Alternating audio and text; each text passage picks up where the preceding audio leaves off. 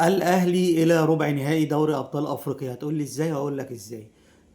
لسه من شويه خلص ماتش شبيبه القبائل والجيش الملكي المغربي بالتعادل السلبي، ودي نتيجه خدمت الاهلي جدا، لان الاهلي كده بماتش يوم السبت الجاي اذا ان شاء الله كسبنا يانج افريكانز هنوصل 10 نقط، وكده يبقى صعدنا الى ربع نهائي دوري ابطال افريقيا، بغض النظر عن مباراه شبيبه القبائل وعن مباراه الجيش الملكي بعديها. فهتبقى خدت نفس وارتحت وتفوق للدوري. يعني هي رساله للعيبه، ماتش يانج افريكانز يوم السبت هو ماتش الصعود الى ربع النهائي.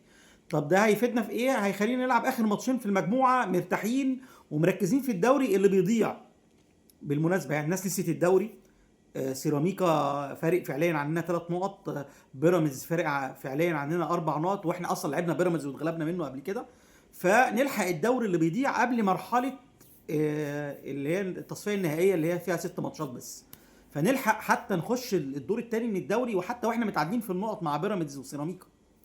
فالفريق لو عايز يريح نفسه يبقى ماتش يانج افريكانز يوم السبت هو ماتش الصعود. هتكسب تبقى 10 نقط، خلاص ضمنت بقى نلعب بقى اول او تاني دي بس. خلاص بقى رحت انت كده، خلاص دور الثمانيه انت موجود فيه بالفعل. فان شاء الله اللعيبه تكون الرساله دي واصله لهم، وما تشغلوش بالكم يا جماعه بالانتقالات، مين جاي مين قاعد مين خطف مننا صفقه. هو السيزون بدأ بكارثه تعيين الكابتن محمد يوسف مدير رياضي، وعملنا ميركاتو ما يعلم به الا ربنا بنعاني منه، والكابتن سيد عبد الحفيظ عمال يعني يصلح اللي حصل في ميركاتو بدايه الموسم. عايزين مش عارفين نمشي داري، مش عارفين نمشي جراديشار، مش عارفين نجيب لعيب اجنبي. ديانج مش عايز يجدد. يعني ما تشغلوش بالكم بقى، هو الكابتن سيد عبد الحفيظ والله احنا يعني بنثق فيه، وان شاء الله يصلح العك اللي حصل في بدايه الموسم من ناحيه الانتقالات. لكن احنا عندنا سكواد حلوه قوي، سكواد حلو على المستوى الهجومي حتى لو ما فيش راس حربة اجنبي.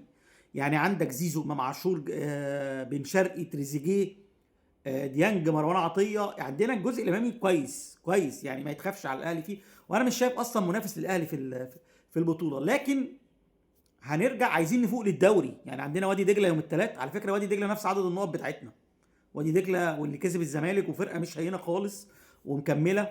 فاحنا ما عندناش غير بطولتين السنه دي اللي فاضل لنا، الدوري ودوري ابطال افريقيا. فيا ريت نركز فيهم، لان احنا ضيعنا كاس مصر وضيعنا كاس الرابطه فهم بطولتين اللي فاضلين، نركز فيهم، اللعيبه تركز فيهم. هنقدر ان شاء الله ناخدهم على خير. فان شاء الله نكسب وادي دجله الثلاث، وان شاء الله ناكد الصعود لدور الثمانيه ان شاء الله يوم السبت قدام يانج.